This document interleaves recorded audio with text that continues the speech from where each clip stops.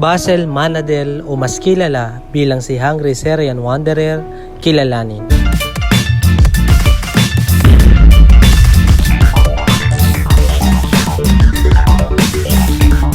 Marami na sa atin ang nakakilala kung sino ang taong nasa likod ng YouTube channel na The Hungry Syrian Wanderer.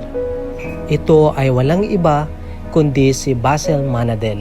Si Bassel Manadel ay mula sa Homs, Syria, isang bansa na kung saan kaliwat kanan ang gera. Ang kanyang ama ay isang Lebanese at ang kanyang ina naman ay isang Syrian. Ang kanyang ama ay isang engineer at ang kanyang ina naman ay isang teacher.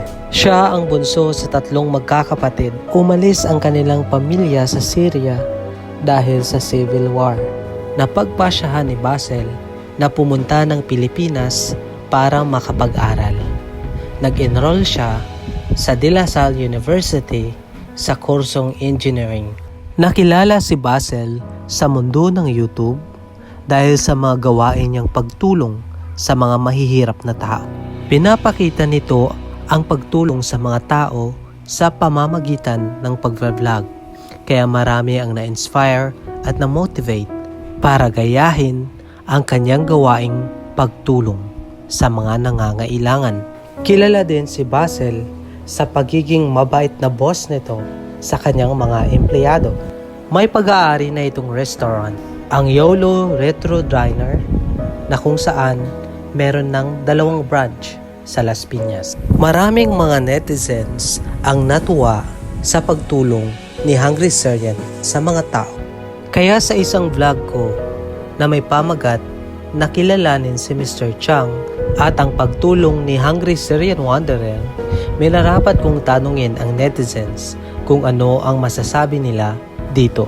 At ito ang ilan sa mga sinasabi ng netizen. Bassel may not be Filipino born, but is a Filipino at heart. Filipino residency na siya.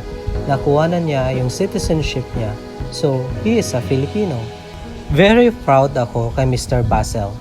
Ang dami na niya natutulungan and I never asked for anything back. Kaya ang daming blessings na natatanggap niya from his own funds. He helps his employees.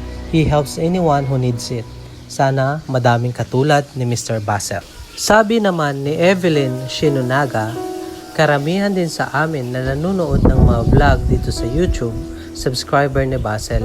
At ako talaga, bawat mapanood ko ng mga small vlogger na nag-uumpisa, nagsasubscribe ako at hindi mag-skip din ng mga ads nila. Doon man lang sa maliit na bagay na yun, ay makakatulong din sa kanila.